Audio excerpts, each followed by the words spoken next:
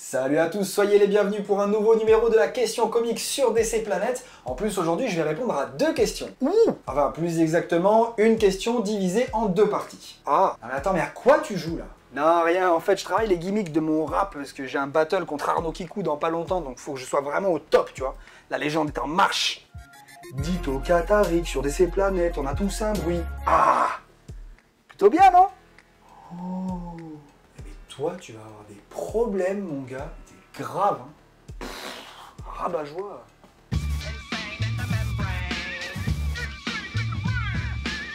Évidemment, qui dit question en deux parties dit deux niveaux différents. Soyez donc attentifs au sigle Oméga qui va évoluer durant la chronique. Ah, bah oui, parce que sinon c'est trop simple et je sais que tu n'es pas comme ça, Yanda. Allez, voici les questions.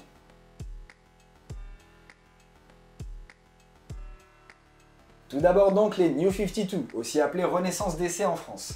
Eh bien, il s'agit du relaunch effectué par DC Comics suite aux événements racontés dans Flashpoint.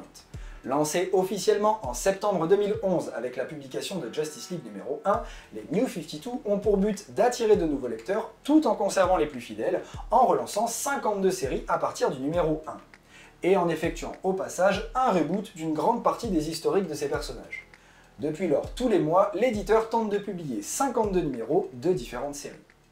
Après, pour ceux d'entre vous qui en veulent encore plus, je vous renvoie soit vers le dossier nommé à juste titre Qu'est-ce que les New 52, mais aussi vers le dernier dossier anniversaire en date qui propose un bilan des New 52 de l'année écoulée. Et enfin, sachez que vous pouvez aussi retrouver sur le site le listing complet de toutes les séries, mis à jour chaque semaine en fonction des sorties VO, mais aussi VF. Oui, c'est ce lien-là qu'il faut faire passer au Père Noël. Mais alors pourquoi ce nombre ?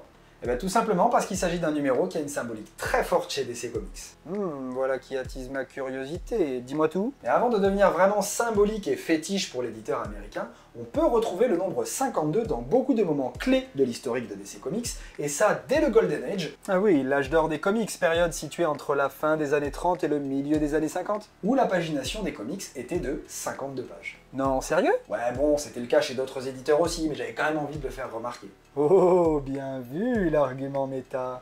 Le premier concept de terre multiple de DC Comics comptait 52 terres, et suite aux événements de Crisis on Infinite Earths, les terres restantes furent fusionnées en une seule. Puis fin 2006, au sortir d'Infinite Crisis, DC Comics avance la plupart de ses séries d'un an dans le temps. Et c'est avec la publication de la série 52 la même année que ce nombre va vraiment devenir fétiche et symbolique pour DC. Cette série hebdomadaire, étalée sur un an, compte donc 52 numéros qui racontent en temps réel les 52 semaines que compose l'année perdue après Infinite Crisis. Le succès critique et commercial de cette série, mais aussi tous les easter eggs à l'intérieur mentionnant le nombre 52, des horloges qui indiquent minuit 52, le nombre 52 inscrit sur des tableaux, et aussi les allusions aux termes multiples pré-crisis, donc 52, ont rajouté une connotation très positive au nombre qui s'est retrouvé depuis associé à DC Comics. Et c'est encore le cas aujourd'hui, puisque le multiverse New 52 compte à nouveau 52 terres, qui sont représentées sur la carte du Multiversity que DC Comics a dévoilé à l'occasion du lancement de la série tant attendue de Morrison, et que vous pouvez retrouver en cliquant juste là. Et aussi toutes les allusions au nombre 52 dans les comics, mais même dans les séries télévisées comme Flash et Arrow. Enfin, pour les plus avides de connaissances d'entre vous, sachez que vous pouvez accéder via ce lien à l'encyclopédie DC Planet qui recense un maximum d'informations sur, entre autres, les différentes terres existantes. Voilà, c'est maintenant à votre tour. Si vous avez une question, n'hésitez pas à la poser dans les commentaires. C'est peut-être celle qui sera sélectionnée pour la prochaine chronique. J'espère avoir pu vous aider à y voir un peu plus clair. Et comme d'habitude, en attendant la prochaine, portez-vous bien et lisez des comics.